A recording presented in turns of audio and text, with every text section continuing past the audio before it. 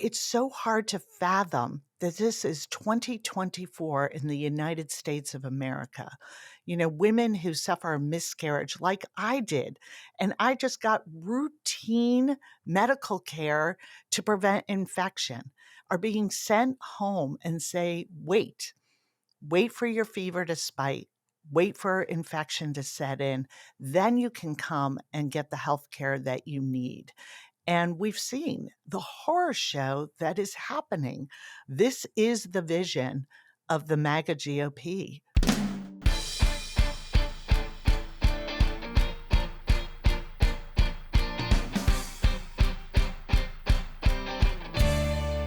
Hello, and welcome to the Politics Girl podcast. I'm your host, Lee McGowan. Let's get into it. The 118th Republican-led Congress is on track to be one of the least effective Congresses in American history. From January 2023 to January 2024, only 34 bills were passed, which is the lowest number of bills in a single congressional session since the Great Depression. And the bills that did pass were not what we saw from the 117th Congress with the American Rescue Plan and the Infrastructure and Jobs Act and the CHIPS Act and the Inflation Reduction Act and the PACT Act. The bills that passed have included the renaming of a Veterans Affairs Clinic, the minting of a coin commemorating the anniversary of the Marine Corps. They passed bills to keep the government funded or to avoid default after much debate about defaulting or shutting down the government, but not much else. So we need to be clear that this is not a governing body. In fact, the Republicans are using the majority of their power in the House to hold what feels like endless congressional hearings to smear the president and his allies without evidence or cause. The Republicans might be excellent at obstruction, like they recently showed us by refusing to take a vote on the Bipartisan Border Protection Act while complaining endlessly about the danger at the border, but they are not good at actually running a functioning government or working for the American people. To talk more about the growing extremism of MAGA Republicans and the Democratic plan to not only keep the House of Representatives functioning, but to actually win it back in the fall, my guest today is Minority Whip Katherine Clark. Katherine Clark has represented Massachusetts' 5th District since 2013. In 2022, she was elected by her colleagues to serve as a Democratic whip, the second most senior position in the House Democratic Caucus. Along with Minority Leader Hakeem Jeffries, Caucus Chair Pete Aguilar, and Vice Chair Ted Lieu, Katherine rounds out the Democratic leadership in the House. Her previous roles include Assistant Speaker of the House, Vice Chair of the House Democratic Caucus, and Senior Member of the House Appropriations Committee. One of the only two women to ever serve as whip, Katherine has the distinction of being the highest-ranking woman in congressional leadership. We're having her on today to talk about leadership at a time when the House seems to have so little of it, and what we can expect if we return the power of this chamber of Congress to the Democrats. So without further ado, please welcome my guest, Congresswoman for the 5th Congressional District of Massachusetts and Minority Whip of the House Democratic Party, Katherine Clark. Welcome, Katherine. Oh, it is so good to be on with you. Thank you, Lee, for having me. Oh, thank you for joining me. I know how busy you must be with this constant drama in the House, and I'm sure navigating this partisan battles while you're still trying to actually legislate has been kind of the challenge of your career. Most definitely. And having raised 3 teenagers, that's saying something. As raising one myself, I totally get that. Well, listen, the House is clearly a disaster right now. Republican leadership focus seems to be on doing everything they can do to make President Biden look bad while not really doing much to help the American people. What's it like having a management position in a chaotic organization that you don't really have much control over because you're in the minority? You hit on the exact problem that we wrestle with. We are in the minority, and we have tried to extend our hand in bipartisanship from the beginning of this congressional session, which started out with 15 rounds as they tried to select a speaker. We have a great suggestion for them in Hakeem Jeffries, but they are not interested in taking us up on it. But that's their prerogative, and we understand that. They have the majority. However slim, it's theirs. But what we don't understand is the unwillingness to come together in divided government, in a close majority, and work with us to put the issues that the American people sent us to Congress to work on as priorities. And that is what is so deeply frustrating. And what's alarming On top of that is this movement of the House GOP to the most extreme positions, to catering to Marjorie Taylor Greene and that ilk of so-called legislator that are really there as chaos agents and are much more about their social media hits and trying to get people worked up and send them low dollar donations than doing the work of our country, from everything from addressing the cost of childcare, which is something I care passionately about, to making sure that we are doing what we need to do to keep our nation secure in very trying and fraught times. So Yeah. it is both frustrating and alarming to watch what's going on across the aisle. Yeah, I bet. I mean, you can see the Democrats still trying to find a way to come together with the other side. You're seeking bipartisan common ground to solve some of these problems, but it doesn't really seem like the Republicans are interested in doing the same. And we've had Congress members on the show before who've said that when you get into the actual business with these people, many of them are not as crazy as they appear to be on television. There are definitely certain people who crave the spotlight and are legitimately there for the wrong reasons. But there are some people whose policies I might not agree with, but who are working in good faith. Is that still happening, or is that an era that is gone, that it's a reality of a different time? Because to me, the entire Republican caucus now seems corrupted at this point by this kind of mega extremism. That is such a good question, and it has changed so much in my experience. I came into Congress at the very end of 2013, and I was the most junior person in the minority. So I knew that I couldn't say, well, we got to wait 2 years, hope we win it back, and we'll see what happens. I knew we had to find some way to come together around issues that matter to families in my district. And for me at that time, it was the opioid crisis, which is an equal opportunity killer. Whether you're in a red state, blue state, no matter how much money or education you have or don't have. And every weekend when I came home, I met with another family who had lost a loved one. And it was just so devastating. And so I worked with Republicans from Ohio, like Steve Stivers, and West Virginia, like Evan Jenkins. First bill I got passed, Mitch McConnell was the lead in Kentucky on that bill. And I look at some of those people, many of them have left Congress. Many of the Republicans I worked with have retired and said, I don't see myself in this version of the Republican Party. And those who have remained, even though I feel like they still have many of those values and concerns, it is Donald Trump's party. And it is all about measuring their fidelity to Donald Trump and hoping to avoid a primary, hoping to avoid a mention on Truth Social.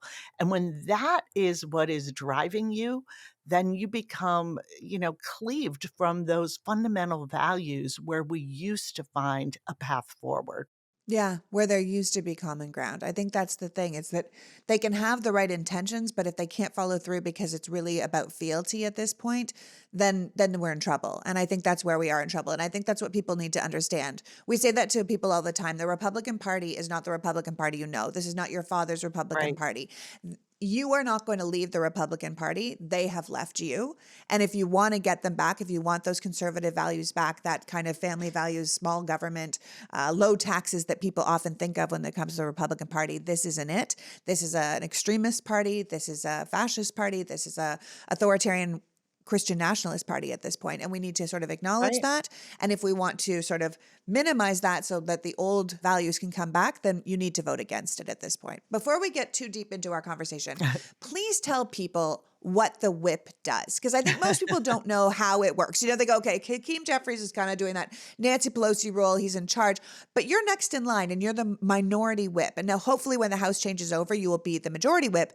But what is that position and what does it do? What are you whipping? Yeah. Well, it's got a great title. I People know. do not know. They're like, Madam Whip? What do we call you? It's intriguing to people. But really my job. And when we had the transition of leadership in the House from, the iconic Nancy Pelosi and Steny Hoyer and Jim Clyburn to myself, Hakeem Jeffries as minority leader, and Pete Aguilar of California as caucus chair, we knew that this was going to be a team.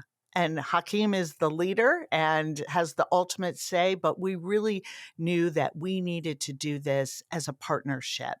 And my specific role is to make sure that when we decide a position as a leadership team on a bill, that the votes are there. So it is about working with my counterpart, who is Steve Scalise, who is the majority leader on the Republican side, to try and have input on bills coming to the floor. And when we cannot prevent or get Democratic bills on the floor, it is really about taking positions, finding the votes, having conversations. And like so many jobs, it is sort of the work you do in preparation. And I see a key piece of my work is really knowing our members on the Democratic caucus, their different districts. What are the political pressures in their districts that may look very different from mine? And how do we put all of this together so that we continue to be the party that is committed to governing for the American people? And I think voters, I think Americans sort of tune out. They look at the chaos and they say, I don't see myself in it. And the best way for us to reconnect is make sure that we are looking at different districts where they may fall on a different ideological scale. They may have different geographic or industry based pressures. They may be rural, suburban, or urban, and really understand those pressures as we are putting together an agenda that is about governing and about giving voice to those people who often don't have a voice in the halls of Congress, and making sure that we continue to be unified. And I often say unity is not unanimity, but I think that my job is so much easier than my whip counterpart on the other side of the aisle, because we do have these shared values and we may come at them differently, but that core belief in our work together is what helps us keep delivering the votes when our country needs us to, even if it's on bills that we would not have written. Right. That is a difficult position to be in, honestly. I always say we have to remember that there's only 535 people in the entire country that get to make our federal laws. And it's very important that each one of those people, because they represent so many people now, because the House size was locked in the, early 1900s, they represent so many people in such a dichotomous group of people that to whip them all together to agree on something is difficult on a good day. But what you guys are working with is crazy. I mean, I was just saying in the introduction that the Republican controlled 118th Congress is on track to be the least effective Congress Right. in modern American history. And obviously, the gridlock in the House and the Senate is fueled by this kind of giant chasm between the Republican and the Democratic parties of today. Or more specifically, I should probably say the Democrats and what has become this extremist anti-democratic MAGA party. But it's not just the black and white views of the two parties that's holding back legislative success. It's the infighting amongst the majority party itself. We're recording this episode on Friday, May 10th, and a resolution from the mega extremists like Marjorie Taylor Greene and Thomas Massie has, just as I understand it, been tabled because they were calling for a motion to vacate the chair or a call to have a vote of no confidence for their current Speaker of the House, Mike Right. Johnson. Could you give us your take on what's happening there? Sure. I mean, it has been very obvious with Marjorie Taylor Greene and what we call the pro Putin caucus that one of her goals was to never allow us to help our ally, Ukraine. That was something she has been very outspoken about. And she really was empowered by the former speaker, Kevin McCarthy. Make no mistake, she is the voice of the modern GOP. And I'm not saying that many members don't disagree with her, but they are willing to often go along. And so what we saw was months and months of delay on getting this funding to Ukraine because Marjorie and others were absolutely holding it up. And it was the fear of crossing her, of crossing Donald Trump, that was leading us to the point where Ukraine was losing ground. And if we did not get this aid, despite how much Europe has helped Ukraine and other global partners, they were very much at risk of losing this war and giving Putin another country on his march into Europe, which puts NATO countries and all of us in a very different posture as we look at a potential World War III in Europe. I think people need to remind themselves that the reason we are helping Ukraine is not just because they're our ally. It's not just because they're democratic and they've been sort of absolutely invaded by an outside authoritarian dictator. It's because if Putin is allowed to take Ukraine, he doesn't stop there. He moves. And the next place he Exactly right. moves to is going to be a NATO nation. If a NATO nation is invaded because of Article 5 of the NATO arrangement, America has to send troops to help. It is, you fight one of us, you fight all of us. And that would be boots on the ground for American soldiers. That would be so much more money. That would be so much more. And like you're saying, a possible World War III situation. So actually protecting Ukraine, people need to remember this is actually the smartest way we could spend our money, the most efficient way, and the least American troops will get hurt this way. And so helping them is so important. And these people that are holding back this aid to Ukraine, they're helping literally an authoritarian dictator potentially move along in Europe. You nailed it, Lee. I want people to remember that because people are like, why are we sending money overseas? I'm like, that's not what we're doing. We're protecting American It is interests. very much a selfish act because Yeah, honestly. we know that the cost, once Article 5 is triggered, is going to be tremendous, not just in our funding of fighting a war, but in the very real bloodshed of our American troops. And so to avoid that, we can make this investment in defending Ukraine. After months, Mike Johnson was finally persuaded to bring this forward. And we did, really at the very last possible moment. And that is when Marjorie Taylor Greene signaled that she would file this motion to vacate, which she brought to the floor on Wednesday of this week, because he put that Ukraine funding forward. And so, as a leadership team, we decided to go out publicly and say that if she did file that and bring it to the floor, that we would table it and we would support tabling it because we understand how important that was to our national security. And just what you mentioned earlier, that what is really impeding the American people's voices in our political process right now is the chaos and civil war going on within the GOP. I mean, we often feel like we're outside looking in with the rest of the country going, what are they doing? This isn't about saving Mike Johnson. This isn't about creating a uniparty, as Marjorie said. This is about standing up for good governance and rejecting her form of extremism. Yeah. I think the problem is the parties have become so polarized and the Republican Party has become so extremist that they've been programmed to see Democrats as evil. Yeah. So even if you're working together with Democrats for the best of the American people, it seems like some sort of betrayal. Like the things that they're calling Mike Johnson, the MAGA people are calling him, a Trojan donkey, and they're calling him a Democrat, and they're calling him a turncoat. And I find it really fascinating because clearly he is not. You're not saving Mike Johnson because you love his policy or leadership style, but it's more in the spirit of coming together and working as a team for what's best for the American people. And you're like, well, we're not going to punish him for essentially doing the right thing in this case, even if we don't agree with his positions, his policies, the way he is. And I think the thing is that Mike Johnson is clearly a problem. I think it's right to want people to take the government seriously, to work in good faith for the government, and to not vote to oust Speaker Johnson for doing the right thing here.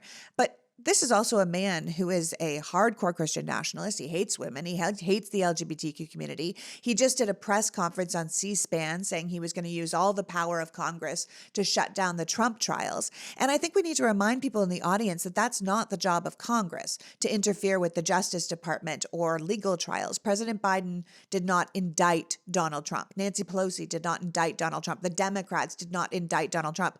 A grand jury of his peers did, based on evidence. And to hear the Speaker of the House doing kind of a weird public loyalty test, claiming Trump has done nothing wrong and the cases against him need to be dropped and it's overstepping their authority, it's problematic to me because it's an overreach of the Speaker of the House authority as far as I'm concerned. He also did a press conference recently saying that we all intuitively know that a lot of illegals are voting in federal elections. And then he went on to say, you can't really prove it, but we don't have those numbers, but we all know it's happening. And hearing things like that and having the Speaker use his office in this way to continue to spread these baseless conspiracy theories, it's difficult to not want House Democrats to do anything they can to take this man's platform away, because he's clearly not using the Speaker of the House position well. He's using it for nefarious means, but I can understand that the priority remains governing.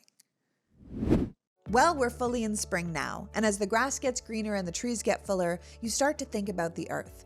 What if there was a simple way to reduce your carbon footprint by up to 127%? We know our landfill space is filling up fast. In fact, 35 million tons of food waste go into landfills every year, which is why I'm so happy to use and rave about my Lomi, because Lomi provides an actual solution to this climate catastrophe.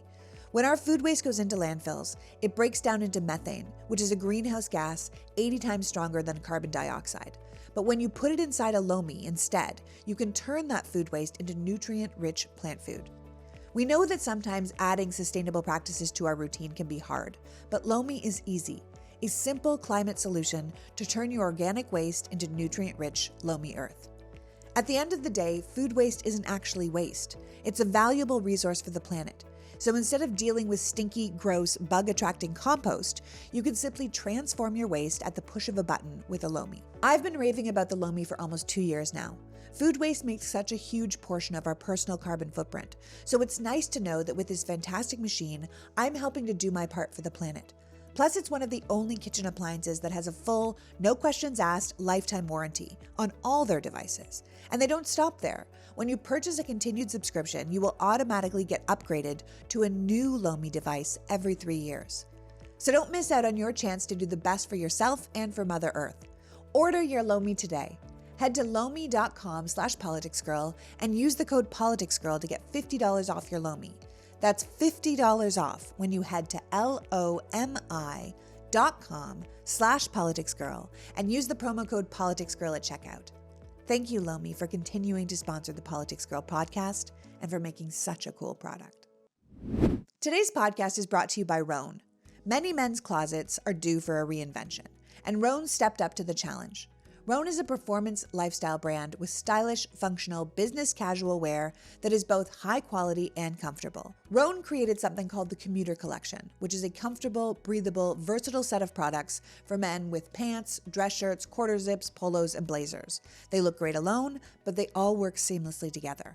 I got pants and shirts for both my boys, and they have the Rhone signature 4-way stretch fabric, which is breathable, flexible, and works everywhere from your commute to the 19th hole. It's really very business casual, airplane friendly, most stylish guy on the golf course type of clothing. The Commuter Collection also features wrinkle release technology and is 100% machine washable with odor-free tech, so you can get more time between washes and feel fresh and clean all day long, which is really fantastic going into the summer. I think I'm actually going to get my son a couple more pairs of pants and some polos because he's supposed to wear business casual for a 10-day college course he's doing, and it's going to be hot.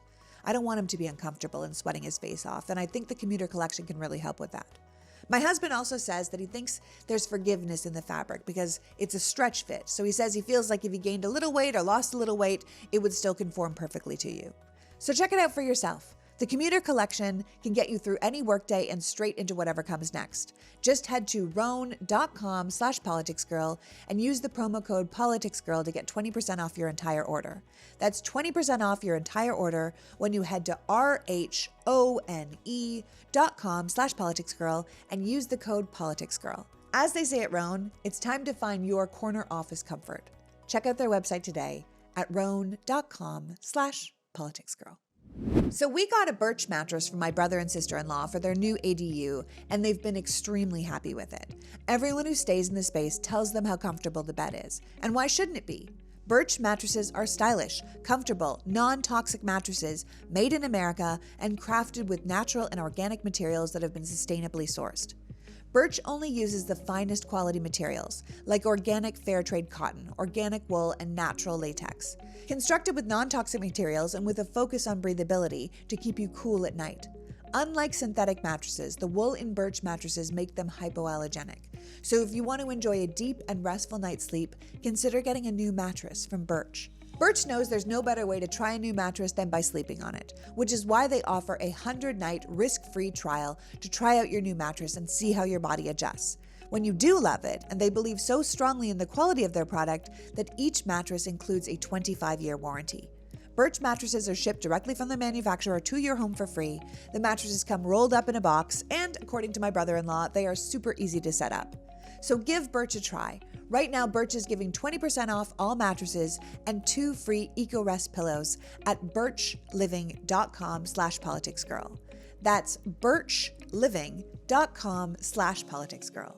Sleep better with Birch. Okay, so we have a new sponsor on the show, Marley Spoon. And I'm so excited to tell you about it because we have done meal kits before, but I don't always find them terrific. I don't want to think about what I'm cooking for every single meal. I find it annoying and I'm sick of doing it. And I don't always have time to do all the prep. But then I started looking through the Marley Spoon website and I was astounded by the options. Not only do they have the meal prep kits we're used to, where you can choose from over 100 recipes every week, but they have what feels like an entire grocery store full of choices to add on. They have seasonal produce, ready-to-heat options, meal shortcuts, extra proteins, and healthy snacks. They literally are making having healthy, delicious food at home effortless. Plus, with Marley Spoon, you aren't locked in long-term. Marley Spoon's flexible subscription allows you to edit, pause, or cancel your boxes anytime. So experience the most personalized meal kit today with Marley Spoon. Head to marleyspoon.com/offer/politicsgirl and use the code politicsgirl for up to 25 free meals. That's right, up to 25 free meals with Marley Spoon. One last time, that is MARLEY spoon.com/offer/politicsgirl for up to 25 free meals, and make sure you use my promo code politicsgirl so they know that I sent you. Marley Spoon, the only meal prep kit with Martha Stewart's stamp of approval. I can understand that the priority remains governing. That's right. And we also have to be really clear-eyed. This was a particular vote on a particular topic, which was the national security package, and in particular, the aid to Ukraine. That doesn't mean we're going to stand with Mike Johnson if another motion to vacate comes forward for all the reasons that you just said. This is a man who's deeply bigoted. His views on LGBTQ went too far in Republican Louisiana state house. So think about what that means for our country. And his views on women, his march towards a national abortion ban, and also taking out IVF and contraception while we're at it. It's really about making women second-class citizens throughout our country. And, the views go on. He is one of the architects of promoting the big lie that our election was stolen. He was in there writing legal briefs. He is so intimately part of, this denying the vote and promoting such misinformation and lies to the American people. So Speaker Johnson is a very problematic figure. But we also have to think about there aren't too many other people who can win speakership in this Congress and the GOP side that are also not very problematic. I mean, we've seen the candidates. Is Jim Jordan going to really be able to move us forward and find those areas of common ground? No. And they are telling us their plans. And I think it is hard sometimes to take in that this isn't just political hyperbole. They are writing it down. They are telling us repeatedly. They anticipate if they lose, which I think they will, that they are going to have political violence. They are telling us that they want to criminalize the trans community in our country. They are telling us that they will continue on a national abortion ban, that they will turn back all the work we did making investments to address the climate crisis. I mean, we had this week on the floor bills that were entitled Freedom for Refrigerators, Liberty for Our Laundry, which is all about rolling back, energy efficiency standards, which, by the way, we are helping Americans pay for so they can reduce their energy bills, increase their weatherization of their homes, which is great for their families' bottom line as well as the planet, while at the same time they're fighting for freedom for appliances. They are taking away basic fundamental freedom from women in this country. So the two pieces just don't fit together. And what we have to do is do the best we can. When they created a debt ceiling crisis, Democrats came to the table and voted to save our country from going over that cliff. In 3 different shutdowns that they took us to the verge of, Democrats were the ones that supplied the vote to say, we're not going to do this. We're the ones who came together. I don't want to get too much into process, but if you cannot put a bill through the Rules Committee, we have to put it on a suspension calendar. And what that means is usually bills come majority rules. When you're on the suspension calendar, it takes 2/3. They are unable, because they have put extremists on the Rules Committee, to have bills that come to us for a majority vote on these critical votes. So we are seeing our budgets needing 2/3 votes to pass. I mean, if you had told me this a few years ago, I would say, that is the craziest thing I've ever heard. But that's where Yeah. we are. And who is Yeah, supplying it's why those you have votes? nothing accomplished. Yeah, it's why there's Democrats. been like, yeah, We did not draw up this budget. We do not like this budget and many of the provisions, but we know that we need one. And so, but being the adult in the room is not making yeah, progress. And so we will do no. that to save us from disaster. But what we really need is to regain the majority so we can actually get back to work to doing what people need us to do. Yeah, it does seem like it must be just exhausting to be the adults in the room. I just think like of a house run by toddlers, and your job is you can't make any of the decisions, but you're like, don't put your hand on the stove. Don't grab that thing. Don't put that thing in your nose. Like, I feel like that's what the Democrats have to do. And it's exhausting. I mean, House Minority Leader Hakeem Jeffries, who, as we all know, took over for Nancy Pelosi to run the House Democratic Caucus, was just on 60 Minutes, very clearly laying out that everything we care about is on the line in the 2024 election. Yeah. And one of the things he pointed out is what you're talking about, that these extreme MAGA Republicans have set into motion all of these real and dangerous things, including the erosion of our reproductive freedoms. And he said at the time, the Democrats plan to fight back with everything you've got. So what did he mean by that? What is the plan? Because as a woman in this country, I know I'm not alone in my outrage about this issue. Yeah. And it is outrageous. And It is I outrageous. can tell you that, I'm from Massachusetts. We have an amazing governor here in Maura Healey who is doing everything she can. She has stockpiled mifepristone, the abortion medication. She is going to do everything to protect our rights in this state. None of it will matter if the House GOP is successful because they will enact an abortion ban nationwide. If Donald Trump wins, it is coming. And then they continue to have control in Congress. So, what does that mean? It means the stories that I'm hearing from Texas and from now Florida, from Missouri, and states that are living under these bans. It's so hard to fathom that this is 2024 in the United States of America. Women who suffer a miscarriage like I did, and I just got routine medical care to prevent infection, are being sent home and say, wait for your fever to spike. Wait for infection to set in. Then you can come and get the health care that you need. And we've seen the horror show that is happening. My State of the Union guest was Amanda Zarowski, and this happened to her. And she was sent home, ended up in ICU. Is very unclear if she will ever be able to have children herself because of what happened to her. And she almost lost her life.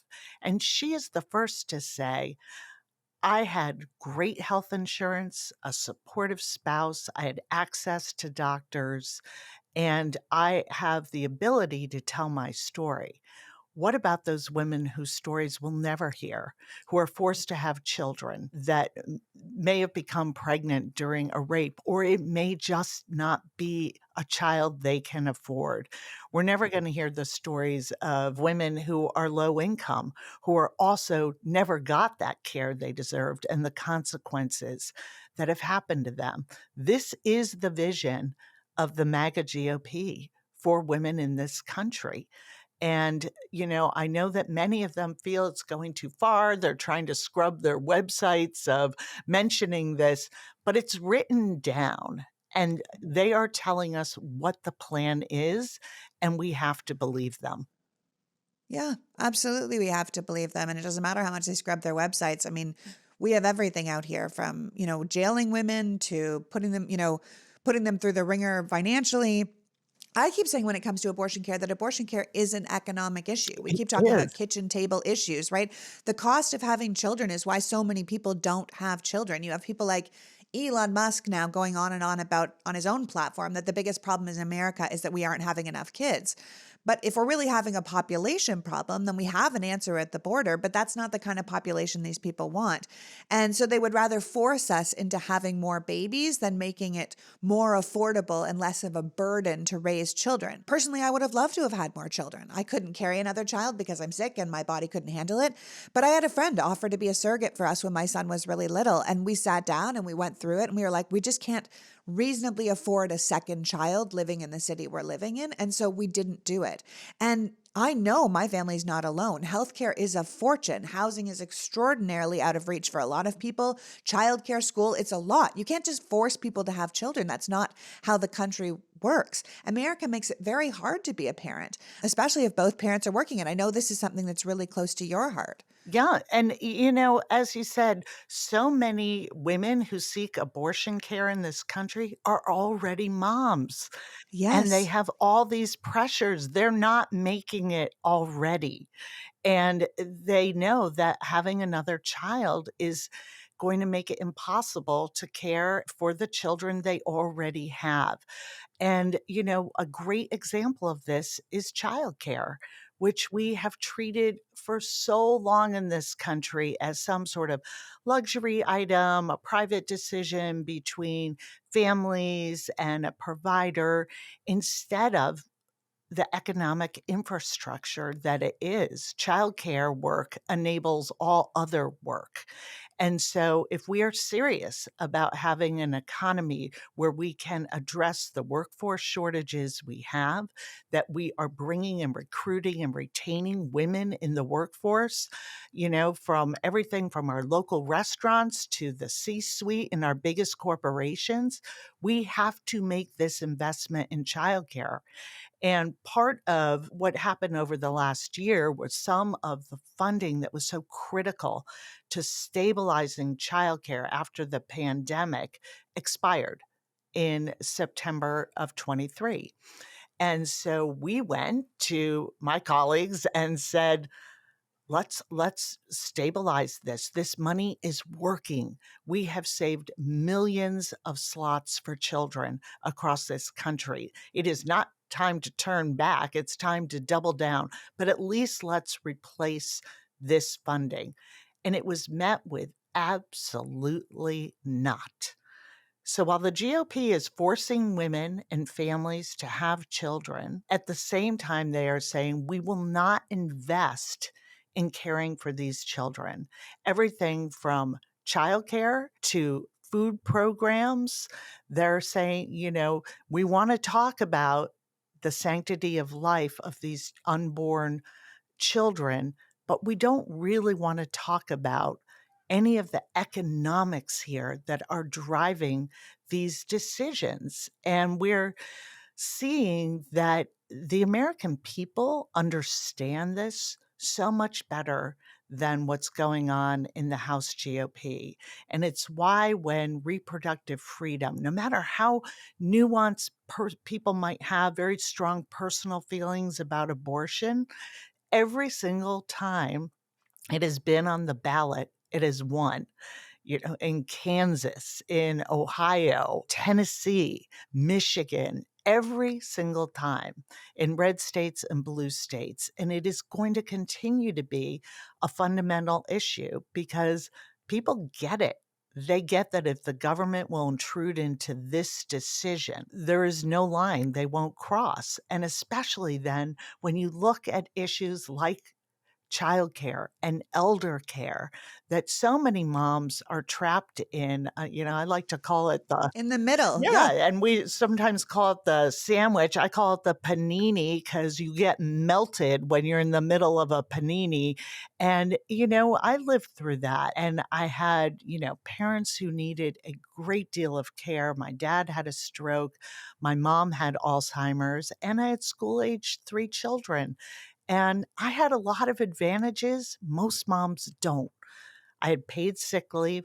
I could make my hours if I needed to.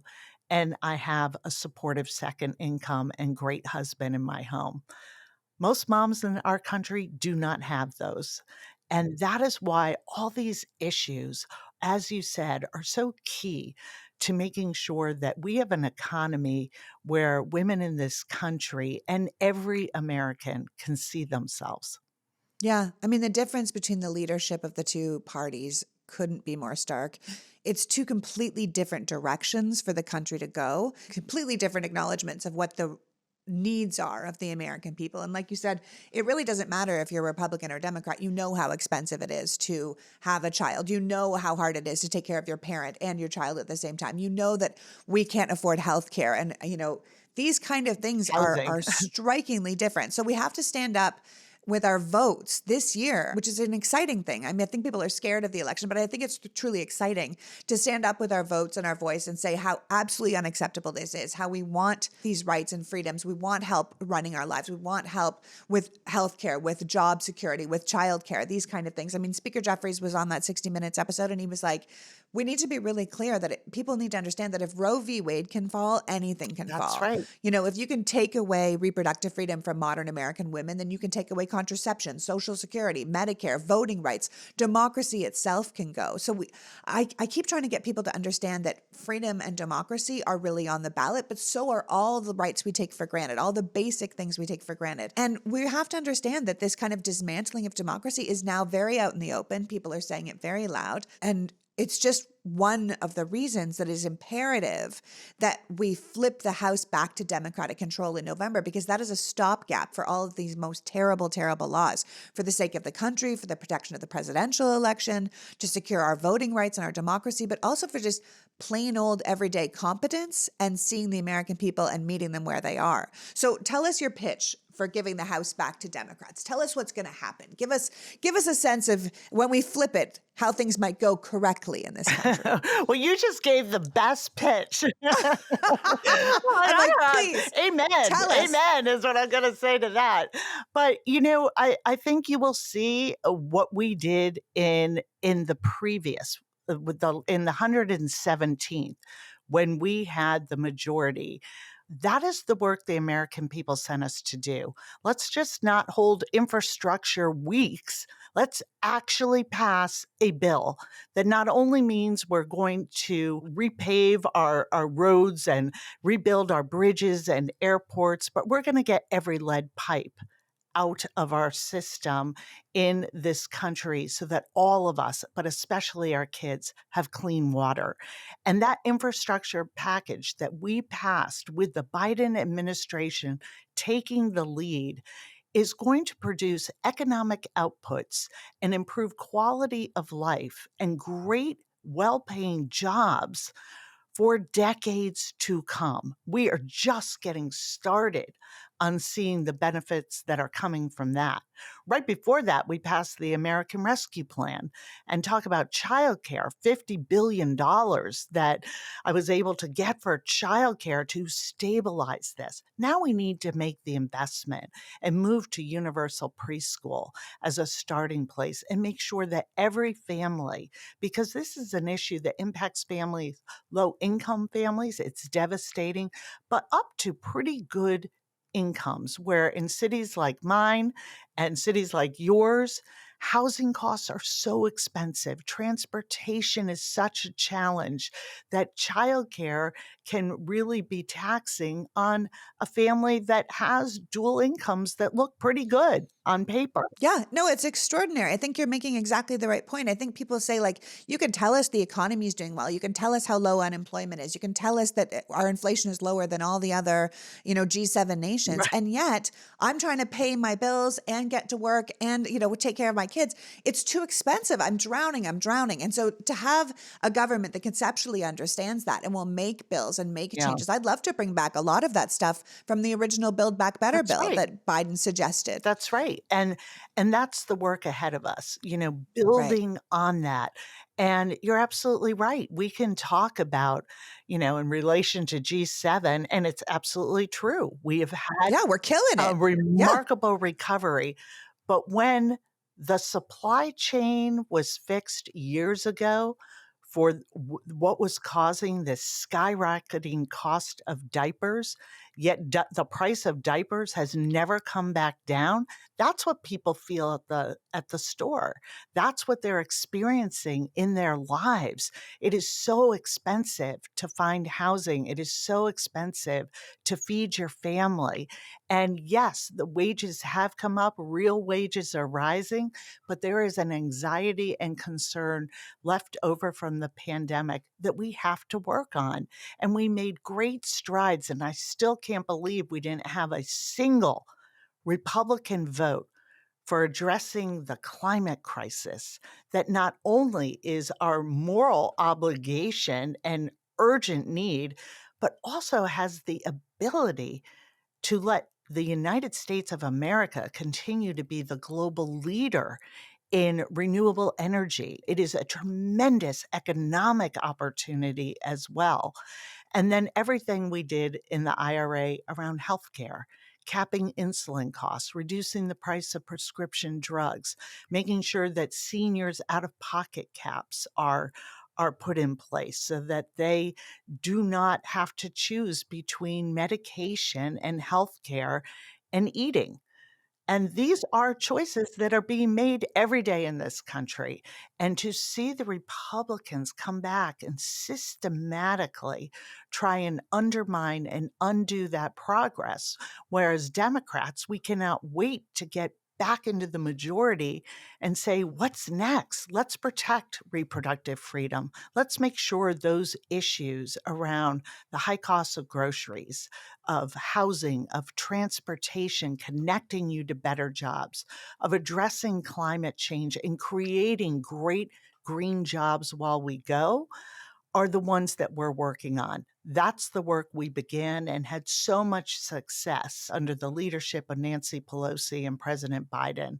And that is what Democrats are going to refocus on. Let's put the voices of American families back in power. Yeah, that would be excellent. And before you go, I just want to ask you because I'm kind of a nerd about what people are doing in Congress, and you have something really exciting coming down. So before you go, will you please tell me? I think you're rolling out something totally new in the affordable, accessible childcare world, and it's a affordable childcare agenda. Before you leave, will you just tell me what that's about? Because I think it's so cool that you're just thinking way outside the box on this. Yeah, so we are getting ready for the majority and making sure that we work on childcare. And with the Affordable Childcare Agenda has three basic ideas. One, should be affordable for every family who needs it. Two, accessible. We have to have people who are able to open new centers, family childcare homes, and make sure we have that access for people. Most Americans are living in childcare deserts. We have to change that. And the third prong is also about women's work, and that's making sure that childcare providers, our early educators, make a living wage. For far too long, we've taken the work of women and made it a low paid, safety net instead of investing our tax dollars into making sure that we have childcare for everyone and can bring down the costs. So what we're asking people to do is go on affordablechdcare.us and become a citizen co-sponsor of this agenda. We have so many pieces of great legislation. This is really about showing my colleagues and bringing in American voices who I know this is a real priority issue for. Yeah. So we have to be citizen co-sponsors That's and say, right. yeah, these are priorities that we want to do and we sign up for that. That's amazing. Well, I want to thank you so much for joining us today, Katherine. We are very clearly lucky to have you as the Democratic whip. And you're out here thinking about the people when the people across the aisle are really only thinking of themselves or of one particular person. I hope everyone will become a citizen co-sponsor of the Affordable Childcare Agenda. But also, I hope everyone will see that what you're doing with this program and with the Democrats in Congress is a new way to look at governing. It's a better way to look at governing. It's a way that we always should have looked at governing in the first place, that you're there for the people, you're there to make sure our lives are better, our lives are smoother, and that the country can succeed. So as I always say, when government is in the right hands, it really can be a force for good, and we have to make sure it gets back into your hands. Oh, thank you so much, Lee. Thank you for the work you're doing in really amplifying these messages and bringing the voice of the people into politics. We love our politics, girl. Thank you. So that was Congresswoman and Democratic Minority Whip Katherine Clark, reminding us what good government looks like. The Republicans are telling us their plans for America's future, and it is terrifying. The Democrats are telling us their plans, and they are inspiring. Where the last Democratic House was the most effective House in modern American history, getting more legislation passed than any other Congress since FDR's New Deal, the Republican-led House are the least effective. The American people deserve better than what we have, which means putting people like Katherine Clark back in charge. We deserve a government who works for us, and only one political party is willing to put in the work. I want to thank Whip Clark for joining us today and you for caring enough about democracy to be here.